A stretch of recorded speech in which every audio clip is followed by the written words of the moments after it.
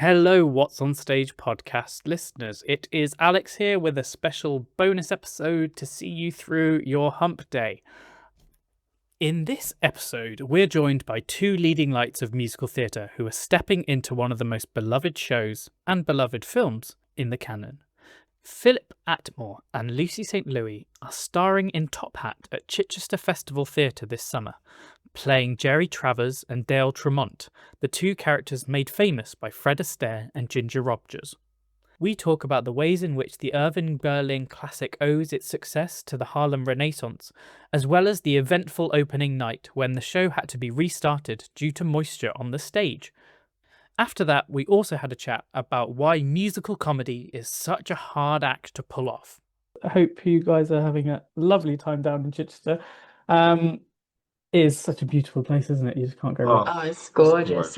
And to be somewhere where there's so much outdoor space and, especially dressing rooms as well, because normally in theatres in London, you're kind of in the basement or you're in darkness pretty much the moment you walk through. There's not that much natural light that comes through. So everywhere here is beautiful because all the dressing rooms have natural light and you can see all the trees and it's very pretty. Yeah. I so enjoy the stark transition from working hard in the studio. Like before we went to the Theatre for Tech, we were working in the studio just across the way, and you'd be sweating and running things, and then you go for a tea break and you step outside and it instantly demands rest. Yeah, because it's so gorgeous. It's not normally like that. Yeah, it's like you get it where you can get it in London or New York, So I feel like that should be, when you come into a town or a city and it's got like the name and then underneath it's got like a little like slogan. I feel like "It Demands Rest" should be the one for Chichester. It's just like, I'm gonna make a t-shirt, Alex, and you and I can patent it. Yeah, I'm sure we can sell at least 20 of those on the That's right. I was actually talking to my chief critic Sarah, who's currently in Venice reviewing a load of dance there. So she got Venice, I got Chichester,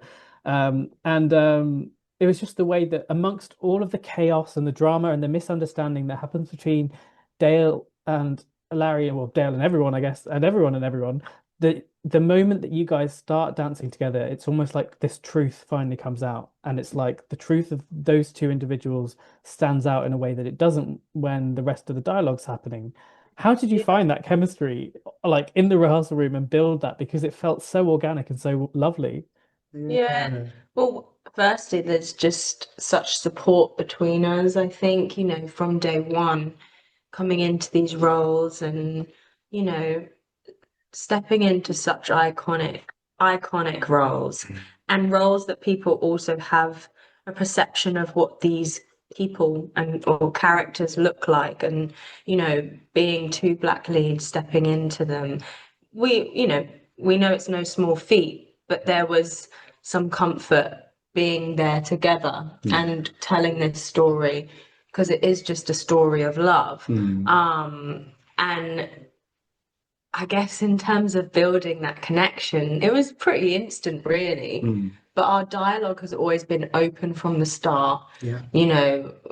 Everything, we lay it all out, however we're feeling, we don't hold anything back. And I think, that process and having the space to grow in our characters and individuals in the rehearsal room, we lent on each other a lot, and there was a safety and also a respect, and a trust. I think trust is the biggest word coming into it, because when you step out on that stage, you've got to trust the person that you're opposite with for a lot of the show, because it's live theatre, things go wrong, right? We're privy to that, right? We know that those things happen, but as long as you create a strong bond, which we did from the get-go, whether it was talking about family, our upbringings, our backgrounds of just how we got into the industry, our experiences within the industry, we connected on so much. And I think that then translates onto stage, because we've got such a truthful friendship off stage, that the trust then on stage playing the characters is risen. The bar's risen even more. So yeah, if if things go wrong, we know we've got each other. There's, if, you know, whatever it is, it's such a technically difficult show to that demands us every night, you know, and that takes its toll on the body, on the voice, you know, however you're feeling before you step on stage.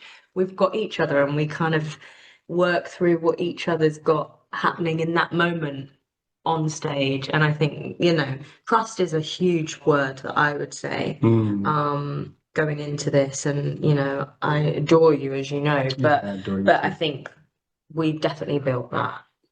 Absolutely. I mean, I can't add much more to that. That was pretty, it was a pretty beautifully expressed statement about our process, you know, on stage and off and in the rehearsal process. And so trust is a big thing. And then I think also realizing that in a lot of these old school movie musicals that were then made into stage musicals where, you know, there's sometimes the quirkiness of finding truth in the text, you know, for some of these like older plots that might be harder to understand for like a more modern audience. One of the things that I've realized, and it occurred to me when I saw Funny Girl on Broadway last year, which is another sort of, you know, show where so much of the book makes sense when you lean into the lyrics of the song and when you lean into the nuance of the musicality. And one of the things that Kathleen Marshall did, which I thought was genius, was she had us start with Lovely Day, which is the first song and dance number that we do together. It's the first time that we meet. And so much of that process, so, you know, Lucy leaned into the connection that we have, you know, outside of the studio and off stage. And I think Kathleen Marshall was very intentional about beginning with Dale and Jerry's beginning point. And it's also the first and last time that we're completely together and completely on board with one another until the end. And I think that that was a genius way to begin, because so much of Dale and Jerry's connection lies very much in the music and very much in the choreography. And I think a lot of times, and I'm speaking as an actor and a singer who dances, I think a lot of times people miss the deep nuance in dance. I think sometimes the assumption is, oh, well, if it's a musical and dance is involved, dance will take care of itself. But no, dance is the transcendental point that actually can make the text make sense if people are willing to lean in and listen with their eyes, you know. And I think that that's one thing that I think Kathleen Marshall did really well. You know, she's a genius, and I'm grateful for the process and that we began with our sort of meeting point. Like that makes sense. Yeah. So she speaks on trust, and I spoke a little bit on the sort of the technical aspect of Kathleen beginning where was, and I couldn't agree more with Lucy. Yeah. It struck me, Philip, how many coincidences there are with your casting in the show. Not only as an American being shipped over to lead a glitzy revival in London, but also you've won the Fred and Astaire Award when you were in Shuffle Along, and now you're playing a role originated essentially by Fred Astaire. Yes. That must be, it must, on so many levels, it almost feels like the stars have aligned in terms of you coming here. Can you talk a bit about coming to the UK and what it's been like finding your feet and finding your tap shoes here? Oh yeah, no, I love it. I mean, so I mean, I love the UK. I'm a bit biased in that statement because my wife is British, actually. So my wife is originally, she was born in Bristol and largely from Liverpool. So all of my in-laws are in Liverpool. And so our kids are half British, you know.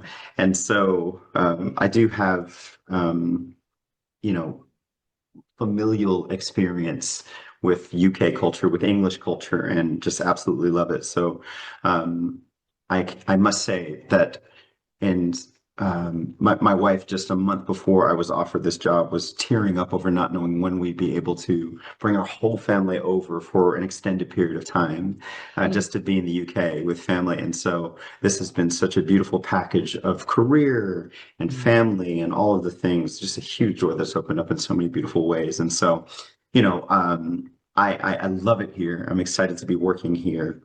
You're right. It's very serendipitous too. Yeah, I am a three-time Astaire and Adele Award winner in for my work in New York, and specifically with Shuffle Along, which I was working alongside just Black Broadway royalty with Audra McDonald and Billy Porter and Brian Stokes Mitchell, people who I started my career looking up to, and I also grew up watching Fred Astaire on film and Ginger Rogers and Gregory Hines, all these beautiful performers. And so I am delighted to be stepping into the role of Jerry Travers. And so how I got here, though, it was funny. I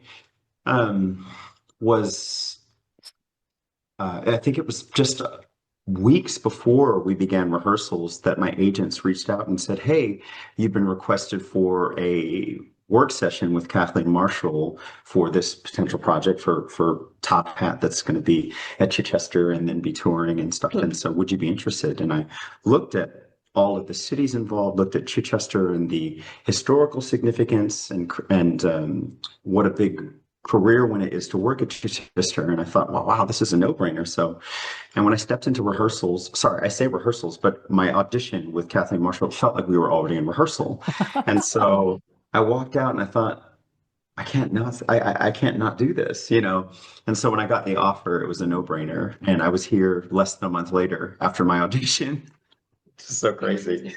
So yeah. And I will say, with stepping into this role, as Lucy mentioned, us being Black actors stepping into the role, it's a great honor because for me, and I know that Lucy, feels the same way. We are more than just filling the shoes of Fred and Fred Astaire and Ginger Rogers. We are also fulfilling the dreams of African American and Black performers that were not given the same platform, in fact, denied the same platform that Fred Astaire and Ginger Rogers had in their day. And that to me is the most meaningful of it all.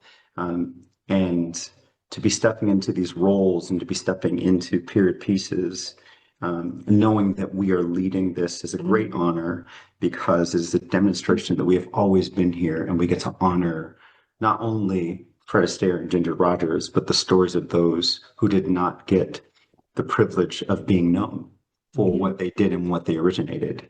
And so I am just, as an Astaire Award winner and as an African-American performer and a Black Broadway actor, I'm elated to be playing Jerry Travers alongside this beautiful, beautiful leading lady. She's incredible. That was beautiful. Yeah.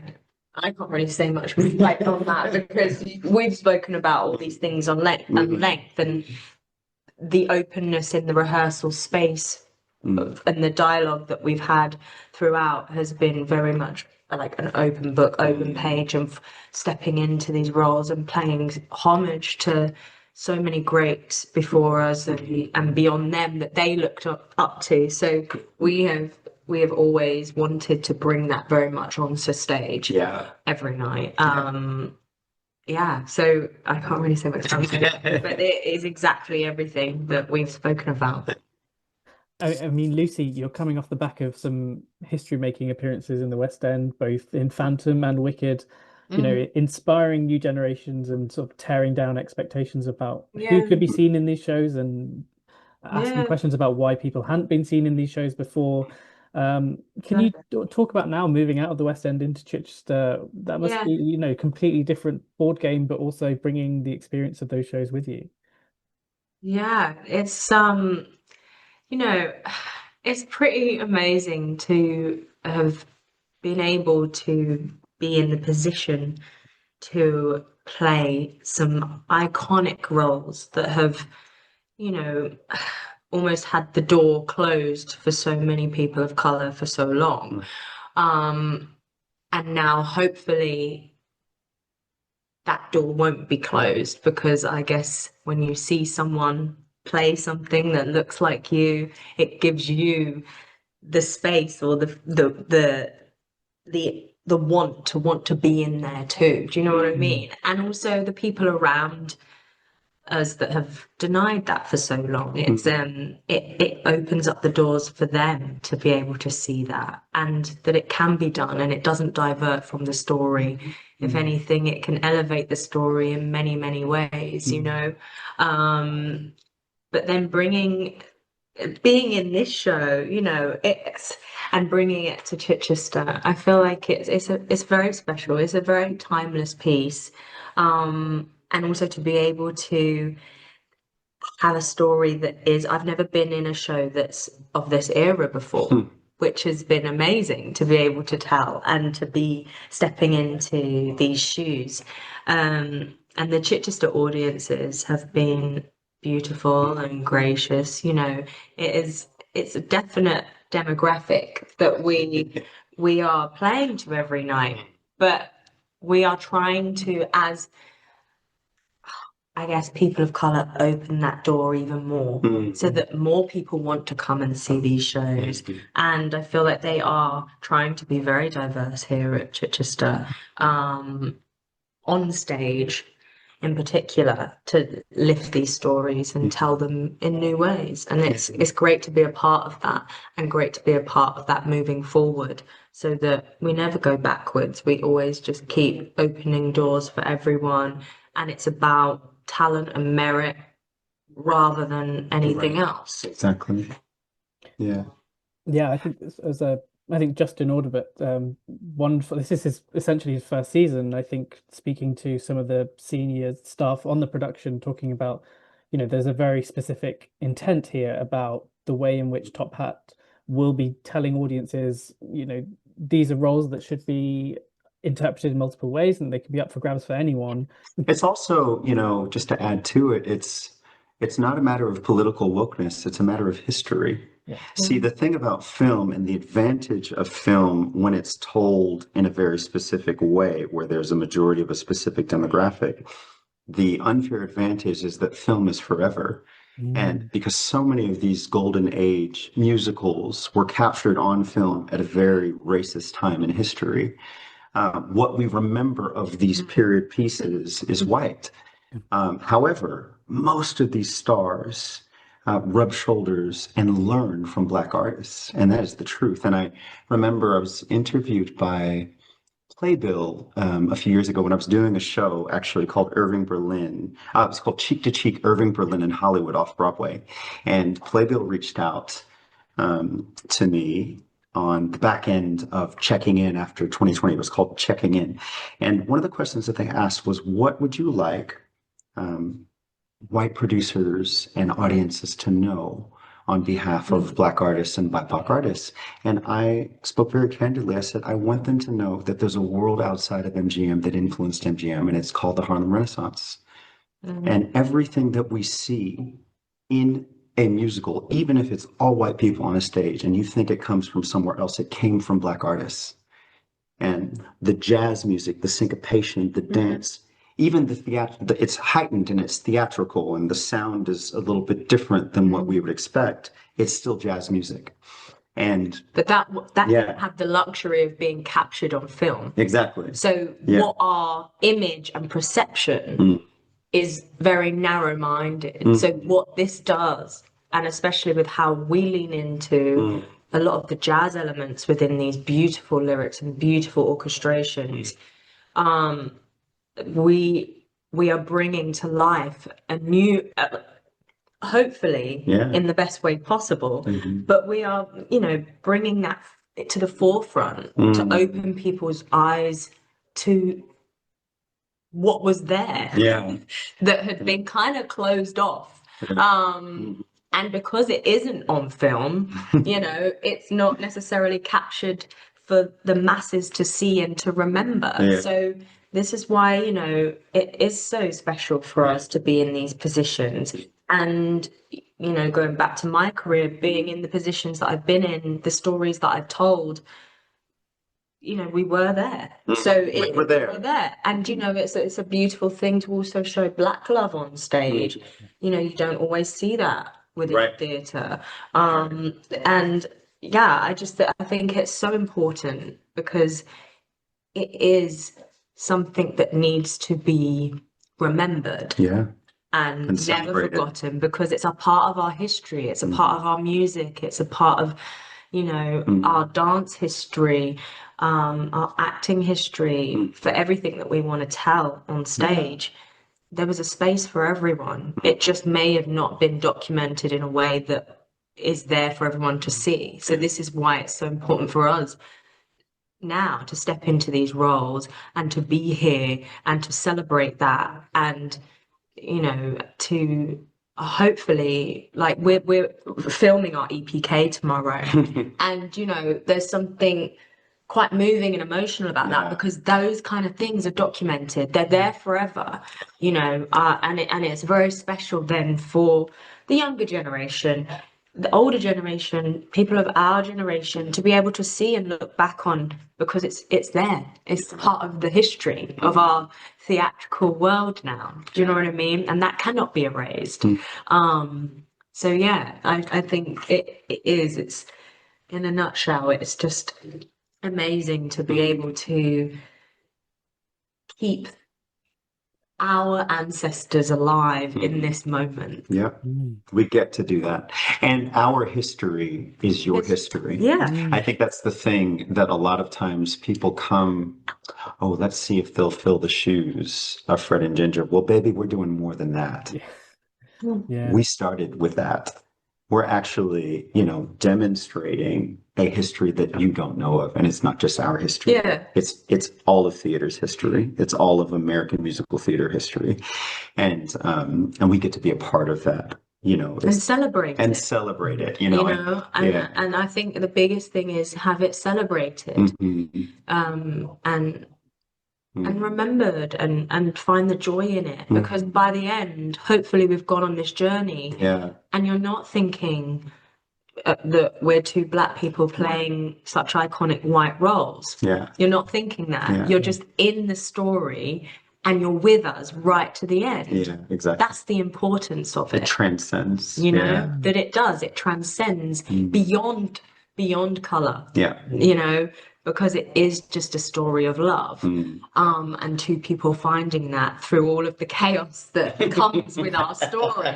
The misidentity, all of those things. But it is just two people at the end of the day. And their journey of love. And hopefully by the end you are just with us and you are just taking on this beautiful, magical journey of amazing music, amazing spectacle choreography, and a beautiful story and script, and that's all that's left. You sort of reminded me of, I think it was when Marisha Wallace was doing interviews around Cabaret when her and Billy were going into it, and now they're doing it on Broadway. Just around, I think producers should really take note of this, how performers bringing their own lived experiences to roles the audience might have already seen in a different cast change before, but actually they're seeing it in a whole new light when they see people bring their interpretation to these lines, these dance moves, these storylines, and they mean something new and exciting and provocative.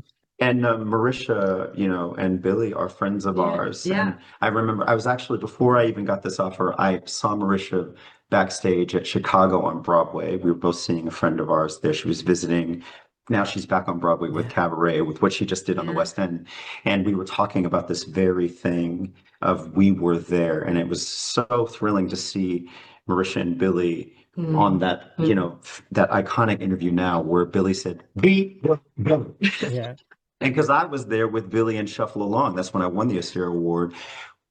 Ironically, in helping bring to life the true story of how Broadway was born through Black brilliance. And I think that that's something that we have to come to grips with, is that it is our history. And it's all of our history. It's all of our history. And so we were there is not it's not a defensive statement. No. It's a historical statement. Watching you guys in action, it's sort of bandied around that like triple threat is where you guys are at, but I feel as though with a musical comedy, it's a quadruple threat, because comedy is such a different beast in terms of how you It get the really timing right. And is, it's it just like is. you can do not to like denigrate Phantom of the Opera, but there aren't Yeah. too many laughs going on there. But there are a few. Oh, There are a few. Oh, There are a few. yeah. There are a few. But like Yeah. compared to this, where it's like every other line has to land again and yeah, again. it does. Yeah. You're almost doing your own choreography, but verbal choreography as opposed to Yes. physical Exactly. choreography. And you've got to really, it's not about playing for the laugh. And I think that's sometimes the thing that you kind of you could trip yourself up with is that, in my head, I don't think I'm funny. So I think you're hilarious. no, but I think, no, but do you know what I mean? I think Yeah. I don't think I'm funny. So I'm playing the truth of what the Yes. text is Mm. because if I try even to go for the laugh, Yeah, I understand what it would flop Yeah. because I'm not going for the truth of what I'm saying. The moment you go for the truth of what you're saying, It's funny. that's when it's funny, and people find it endearing, or they Yeah. laugh because you're oblivious to actually what you've said or Yeah. the way you've said it, or and it is that Yeah. it's a real skill, and it's a terrifying thing to go on stage and be a part of a comic piece. And we are surrounded by some Comedic geniuses. Yeah. geniuses, with James and Clive and Sally, and they have, amazing timing. But it's a pace thing. Yeah. It's allowing things to land and have air before you move on to the next thing. You have to be so on your game and on the train of what you are saying. Yeah. And just completely in the pocket of telling the truth. Yeah. Because the audience can smell through that when you don't, when you're not on that train, and that's then when things don't land. Right. Yeah. Yeah. But yeah, it's a really It's a muscle, isn't it? Isn't it? It is Yeah. a muscle. And so much of comedy is set up in tension, but the tension lies in the stakes. Yeah. So again, I agree. You're not trying to be funny. You just believe in the stakes. Yeah. And that's where it's all set up. And then when your stakes, compete with the stakes of another character, that's where it's Exactly. funny. There's a crazy line in the show for me, which I never in a million years thought would get a laugh, because I'm completely heartbroken. I'm completely heartbroken, so confused, and completely just overwhelmed with the whole situation. And I turn to Madge and I go, "He wants to divorce you and marry me." And I'm completely broken, and confused, and just like, what is going on? Just trying to figure it out. And she's so confused, but because the audience Is ahead. hopefully by this point we've done our job and they are so ahead of what we are trying to tell. Yeah.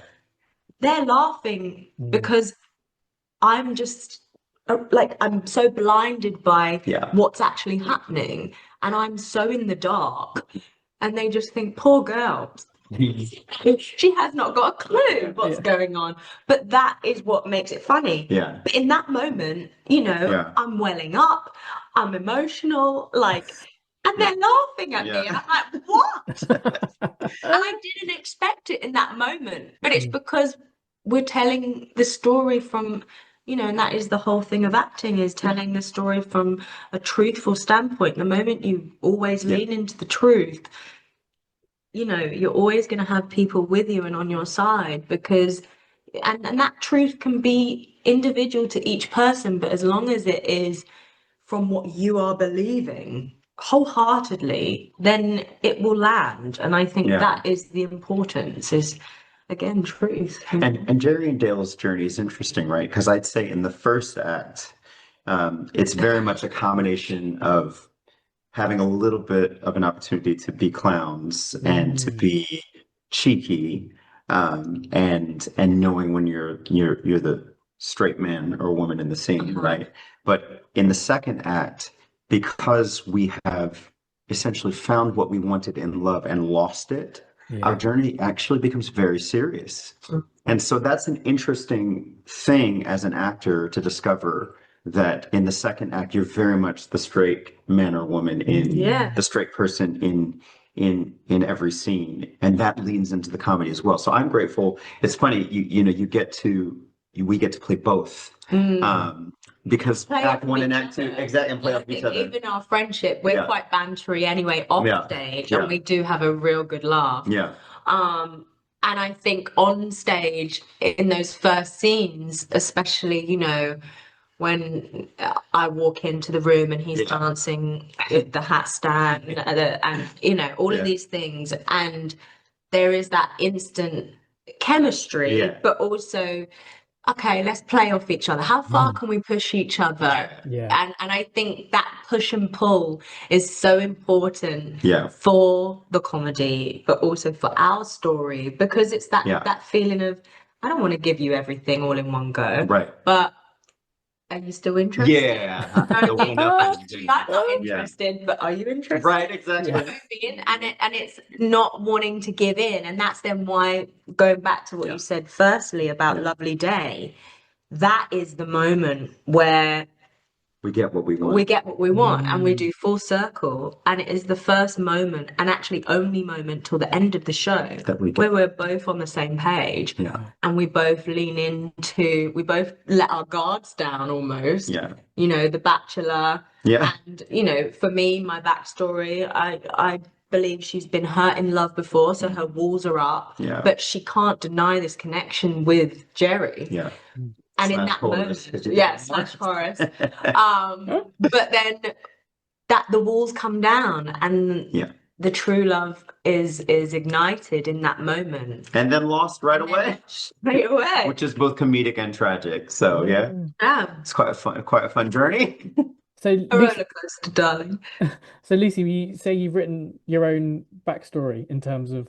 I love that. Always have to kind of do that with characters going in. I've done it with every character really that I play, because I think you have to know who you're playing inside and out for it to translate on stage, and also for it to be truthful to you, because the person who played it before you, who you sit back and watch on stage, if you've had the privilege to do that, their journey in the character will be completely different. And if I step in and try and say it the way they say it, or do it the way they do it, it's not going to be it's not going to be authentic to me. So within the proximities of the show, I always try to have certain things that I can lean into, that make my character have meaning and understanding. Philip, and then I guess one final question. I mean, the magic or the turbulence / unexpected things about theatre. I mean, the press night for Top Hat, many people have already covered that. But as Kathleen came out on stage to say, the stage was a bit moist, and then you guys had to restart, and there was a bit of a false start. But the love that came out of that room when you guys came on stage after that false start was something I didn't forget. Yeah, it was almost like people were rooting for you on a whole other level, not just on we're invested in seeing a show and seeing brilliant choreography, but we want these people to succeed because we saw what happened when things went slightly awry. But can you talk about what that was like backstage? And also, I think you held the room so perfectly when you came on, just to sort of like, we got to test this out, we got to try some tap, and it felt like we got like a live uncensored version of just like you just doing some freestyle tap before the show began. Well, listen, I love that you brought this up. I think for me, once it was clear to me that no one had really injured themselves, I was grateful for the icebreaker. Because one of the things that's the most irritating about a press night or an opening night is all of the things that have nothing to do with the work.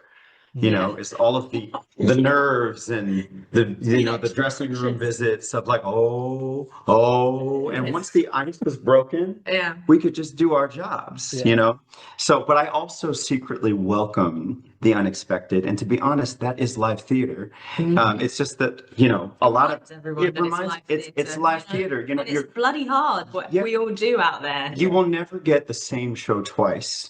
Even though you see you're as an audience member, you will never see the same show twice. Though people deliver the same lines, the same notes, the same steps, it will never ever be the same. That's the magic and the gift of live theater. And you know, in one way, my career blossomed out of chaos. And I'll share this story because it honestly marked me, because it involves two legends that I studied and then had the privilege of working with. And so I'll start with this. I was doing Fosse, and I found myself, I was barely out of high school, understudying Ben Vereen, and it was at the Châtelet where we're going with Top Hat. And I was understudying him, one of the understudies for the leading player part that opens with Life is a Bowl of Cherries into Bye Bye Blackbird. And because I had had history with Mr. Vereen from Anne Reining's Broadway Theater Project, it's kind of where I got my start.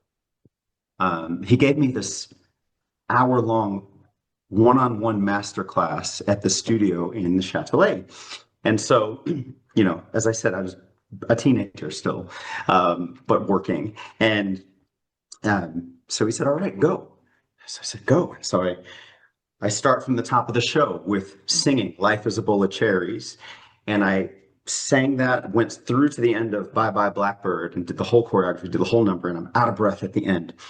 And he looks at me and just very quietly, he says, yeah, that was good. That was good. Now, how would you do it?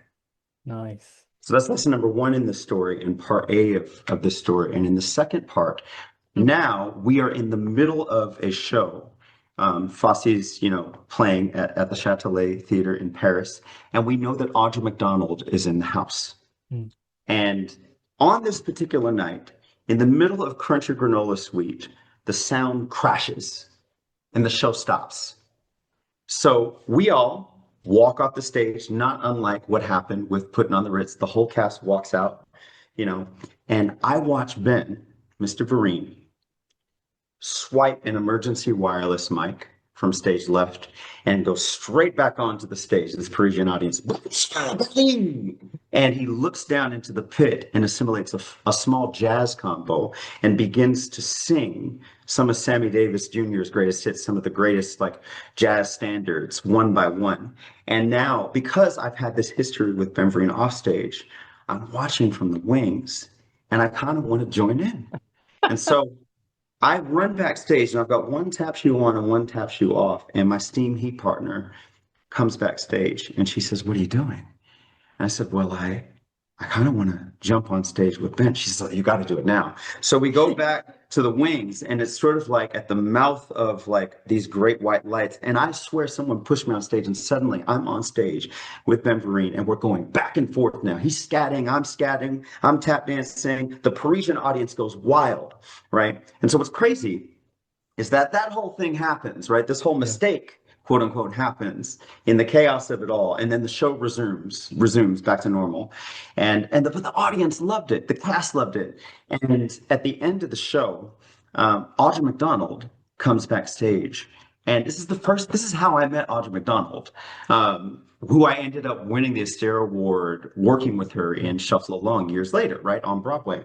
But this is how I met her backstage at the Châtelet Theatre when she was doing her solo concert there alongside Ben Vereen. Two Broadway, you know, legends. And so the Parisian producer gets this idea because Audra says, oh, and where's my baby boy? You know, I run up, give her a hug. You know, it's this great moment. He says to me, well, you know, Audra's going to be performing here in 2 years. And long story short, he ends up inviting me back to the Châtelet to do my own cabaret show opening for Audra in the foyer of the theater while she's there performing. And in a way, that's sort of what launched my solo career, my principal performance career. And that's sort of my history with with the beauty that can arise from chaos and accepting what happens on stage. Anything can happen on stage, but you know what?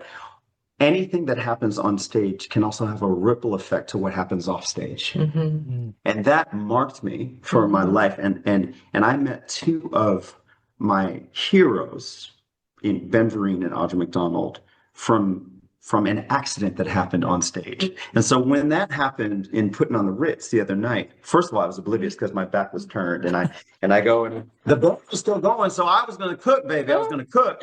But then I saw that no one was there, and so, I went back, and then when they said, oh, can you test the stage? I said, yeah, I love it, because I know that it's not only a gift to the performers to get to take their guard down and show themselves, but it's a gift to the audience. For those who to see the humanness. Exactly, the humanity in it. For those who are not just there to hear songs and see lines read and see people and see whether or not people are going to fill the shoes of Fred Astaire and Ginger Rogers, if they're there to see humans be human on stage, but extraordinarily so, they're going to get it. Yeah. And so that, to me, I would say, there's a gift in the chaos that comes from live theater. And I think on stage and off. Yeah. Testament to the power of audience the comfort of an audience, that that they're rooting for you, and they're there to create that space for you to feel so at ease, knowing that they're going to be part of this with you. They're all And then from there, we were so they were so in sync with us. We were so in sync with them, and I think that's the beauty as well, is that every audience is different. You get a relationship with each audience by the end, and so you're exactly right in that it was this communal experience, and once the ice was broken, it was. But we have such an incredible company, of cast. So when that happened, everyone rallied together. Everyone wanted to make sure everyone was safe. And the moment that was okay, and everyone had said, we're ready to carry on, it was like game face. We were all on each other. It was like we all care so much about each other anyway, but that lifted to a whole nother level, because you're just rooting for every single person. We have that kind of cast, and we have that. We have that company. We have the most incredibly kind, caring, loving, professional, and a star, incredible company. Every single person in the ensemble are they're incredible. They can all be leads. They're all stars. They're all stars. So it's everyone, the respect that everyone has for each other is just, it transcends beyond the stage and the piece and what we're doing. It's a connection off stage, and a love and a caringness. And I think that also played a huge part in the fact that everyone rallied together. And there's nothing worse than falling on stage and having that fear and coming back from that and feeling exposed, because you're stepping on stage as a character, but when something happens that isn't your character, you become human, you become Lucy again, you become not the character, and the exposure of that feeling in that moment can be very overwhelming. To be able to build up the confidence to come back out. And that's why I was so proud yourself and Toyin and Jordan and Lindsay, that went back out there and worked the floor for everyone else. And some of them fell, but they wanted to go back out to prove something to themselves, that was not going to hold them back. And the support of everyone around each other at that moment, I think, also played a huge part in getting back out there and creating and delivering an incredible night and an incredible show, which I was so proud to be a part of. So it's also we're really lucky that we are in this, doing this show in this piece with this particular company who move in such generosity of spirit. I think it's such generosity of spirit, and I think it's also testament to the unicorn of a show that this is. So many times, I will say this because a lot of times the actor and the singer who dances is the least respected in this industry. And that's a shame because you're literally doing 3 times the work. And I think this was one moment where the element of the state of the stage was exposed, which meant that if you can't walk on a stage, then you can't dance on a stage. And yet we overcame that as a cast immediately and then gave you a show. And I think that when it comes down to it, to sing and act and dance and make it easy, I'm not asking for applause for that because that's our job, but we're still doing it. And it's hard. And it's hard work. And it should be respected. Yeah. And I think that in the context of, oh, it's just a musical, it's not Shakespeare. Well, it's our Shakespeare. Yeah. And it's our Chekhov, you know, and it is hard work. And especially in this era where you are invoking the likes of Fred Astaire and Ginger Rogers and doing exactly what they did in some cases and more, in terms of just the other artists that we get permission and the freedom to bring to life in certain aspects of the choreography. It should be respected. But I don't think a lot of people will actually know what is being done on stage. Because you guys make it look too easy. That's what, that's the art form. That's the beauty of it. But that's why it should be so celebrated and so respected. Because if we're making it look easy, then we're doing our job. Exactly. But it's not. It's not 8 shows a week, 2 shows a day. Some days it's hard work, but we love it, and we want to bring joy to our audiences and transport them to another place, another world. And I think it should be an art form that has so much more respect than it does. Especially for this era. Top Hat will be playing at the Chichester Festival Theatre until the 6th of September. It will then embark on a major tour and spend Christmas at the South Bank Centre before heading to Paris. In the meantime, make sure you like, follow, subscribe, leave a comment and rate the podcast wherever you can. Sarah Crompton and I will be back with our main episode on Friday, so make sure you subscribe so you never miss an episode.